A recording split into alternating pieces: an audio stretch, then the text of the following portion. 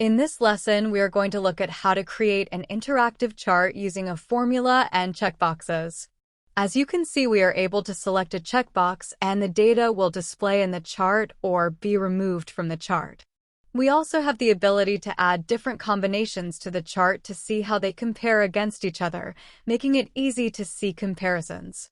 Let's get started. We have a dataset containing sales figures per month for 2022 and for 2023 with a separate column to indicate the growth expected between the 2 years.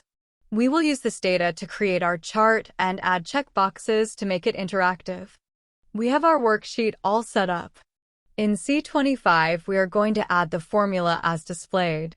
After entering C23, press F4 twice to anchor the row so that we can copy our formula to all the other columns.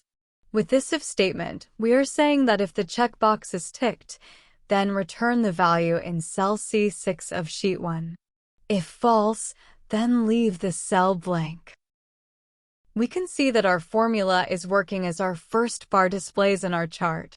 Select the crosshair at the bottom right corner and drag it down to all the cells and then across to the relevant columns.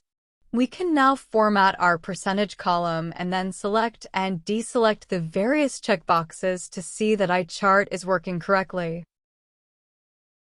That ends this lesson. We hope you have enjoyed it and learned something new.